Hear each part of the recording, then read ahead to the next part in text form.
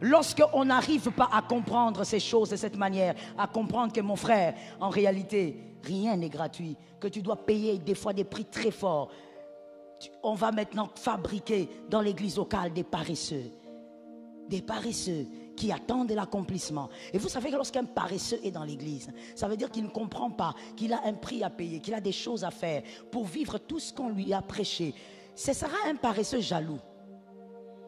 Non seulement tu es paresseux, mais tu es encore jaloux. Donc toi tu as deux problèmes. Tu es un paresseux jaloux. Et tu seras là en train de jalouser. Non, pourquoi lui? Mais lui parce qu'il a payé le prix. La nuit toi tu dormais, lui n'a pas dormi la nuit. Il n'a pas fait que dormir la nuit. Pendant que toi tu dormais toute la nuit, comme un enfant de 8 ans, tu as dormi toute la nuit. Lui, à un certain moment, il a commencé à ouvrir sa Bible. À un certain moment, il a pris un stylo et un carnet, a commencé à élaborer des projets. Pendant que toi tu ronflais, vous ne pouvez pas avoir les mêmes choses. Vous n'avez pas vécu les mêmes choses. Vous n'avez pas produit les mêmes semences. Comment tu demandes les mêmes récoltes alors que vous n'avez pas déposé les mêmes semences? Sortons un peu de ce faux raisonnement au nom de Jésus. Vous verrez ces gens paresseux envieux à l'église en train d'attendre. Tu lui demandes, tu attends quoi? L'accomplissement. Tu le dis aussi mon frère. Tu prends tout ton courage en main et tu dis ça. Tu attends l'accomplissement. Ça va venir par quel chemin? Ça va arriver comment? Toi-même à l'église, quand on t'introduit dans une petite discipline, tu te plains. Tu es mécontent. Non, pourquoi?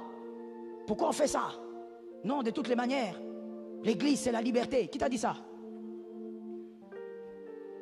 C'est une armée. Je répète, c'est une armée. Et s'il y a un lieu où il doit avoir la discipline, c'est à l'église. Une discipline comme ça que tu n'as jamais vue ailleurs, c'est à l'église. Et retiens pour la vie, j'ai l'habitude de dire ceci.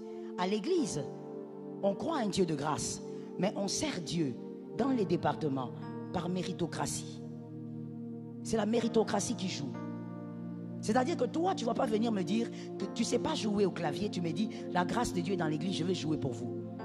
Tu veux abîmer notre culte, tu veux abîmer l'adoration, tu veux abîmer. Non, tu vas te mettre là sur le clavier parce que tu mérites cette place-là. Tu vas prendre le micro pour chanter parce que tu as la voix pour chanter. Il ne faut pas venir nous faire n'importe quoi ici et dire, l'onction va vous toucher. Non.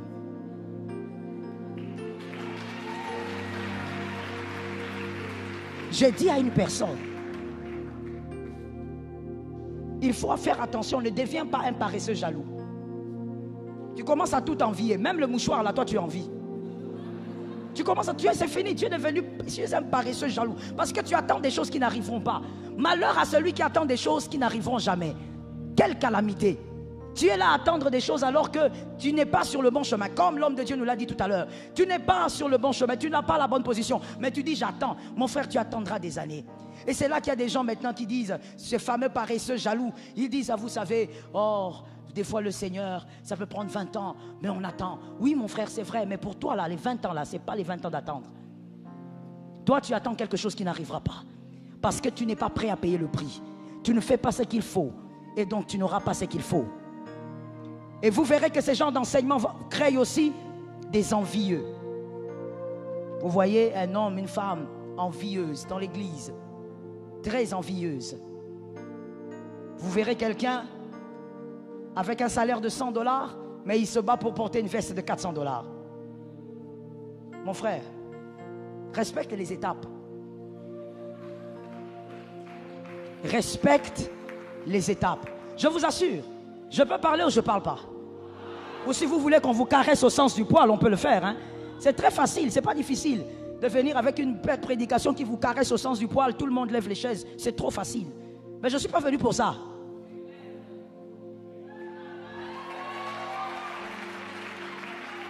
Je suis en train de te dire, respecte les étapes.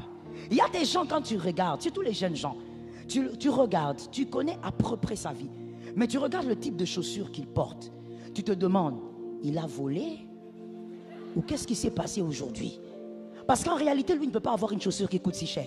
Je veux même te choquer en te disant ceci. Lorsque tu es conscient et lorsque tu sais comment on bâtit une vie, et lorsque tu connais le sens du prix à payer, même lorsqu'on t'offre certaines choses, il y a des choses qu'on t'offre, toi-même tu sens que tu ne dois pas porter ça. Tu gardes d'abord. Et même ceux qui sont un peu plus intelligents, tu vends. tu vends et tu prends cet argent, tu investis. Regardez les jeunes là, ils disent rien. Parce que dans leur tête, c'est quoi? Fashion. Fashion. Écoute monsieur, toi tu portes une veste qui a pratiquement le même prix que celui qui arrive à toucher 4 000, 5 000 par mois porte. Qui t'a envoûté? Ce n'est pas normal. Que quelqu'un dise à un autre, ce n'est pas normal. Je ne sais même pas si la minuterie ici est exacte ou pas. C'est exact. All right, pasteur, on accepte parce que vous l'avez dit. Je dis à quelqu'un, ce n'est pas normal. Toi, tu mets une perruque de 5 000, de 500 $, alors que tu n'arrives même pas à te trouver par jour 10 $. Tu prends, tu mets sur la tête. Et tu viens avec, là, tu nous embrouilles avec. Les gens commencent à adorer, à célébrer. On ne peut même pas bien célébrer parce qu'on ne voit même pas les chantres. La perruque, là, a pris tout l'espace. Mon frère, certaines choses, hein, même quand on te les donne, tu dis non, ça ne correspond pas à ma saison. Je vais d'abord travailler, ça je mets à côté. Comment veux-tu? Même celui qui touche plus d'argent que toi ne s'habille pas comme toi. Toi, il te suffit d'avoir un peu d'argent. C'est toutes les boutiques qui vont te découvrir. Pourquoi? Parce qu'on t'a dit de toutes les manières, oh, tu es le fils de la promesse. Ça va venir de soi. Un jour, tu vas sortir et tu vas ramasser de l'argent. C'est pourquoi il y a certains témoignages qu'il ne faut plus dire. Je choque, hein? Je te réchoque alors. Il y a certains témoignages qu'il faut refuser ici maintenant. Non, j'étais sorti là et puis j'ai vu de l'argent dans un paquet. Mon frère, il faut garder ça pour toi. Nous savons que Dieu peut tout faire, mais garde ça d'abord pour toi. Ça abîme un peu les jeunes qui sont ici. Et ils attendent aussi ramasser un paquet. Tu deviens envieux. Tu commences à jalouser tout. Tu veux avoir ce que l'autre a. Non, tu n'as pas ces stigmates. Regarde bien tes mains, regarde bien ton corps. Tu n'as pas les stigmates. Tu ne peux pas avoir ce qu'il a. Tu voudrais commencer à avancer à son rythme. Comment veux-tu avancer à son rythme? Je choque? Est-ce que je choque? Que je réchoque encore? Vous allez voir un garçon. À peine il commence à avoir la barbe, il est archibishop. Donc on ne comprend pas. Et puis il écrit lui-même archibishop, virgule, international. Donc il y a des archibishops nationaux. Tout ça c'est quoi? L'envie. Vous ne voulez pas respecter. Vous ne voulez pas respecter. C'est pourquoi dans certaines églises, on refuse même de dire à un frère, mon frère, tu as la grâce prophétique, tu as la grâce. Non, on ne dit pas. Moi, je me rappelle, quelque part, j'étais parti, je fais la prière et puis je donne un message prophétique à un frère. Le pasteur au bureau me dit, pasteur, prochainement, il ne faut pas donner, il faut laisser. Même si tu vois qu'il est archibishop, ne dis rien.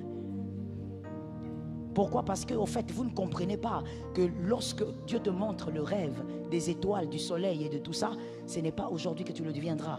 Tu as un parcours. Attends, n'acclame pas, écoute. Tu as un parcours. Et le parcours est lequel? Il ne s'agit pas des années qui doivent passer. Non, tu dois être vendu. Après avoir été vendu comme un esclave, un animal, sans vêtements, et tu iras chez Potiphar. Après là-bas, quand tu croiras que ça va maintenant mieux, eh bien le diable viendra. Et au fait, la femme de Potiphar te chassera encore de cette maison. Tu iras en prison alors que tu es juste. Pendant près de 17 ans, tu resteras là. C'est ça l'accomplissement des rêves, le soleil, les étoiles et la lune.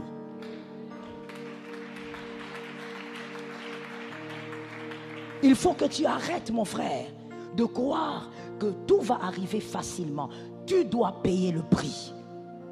Tu es grand, je le crois, mais tu vas payer.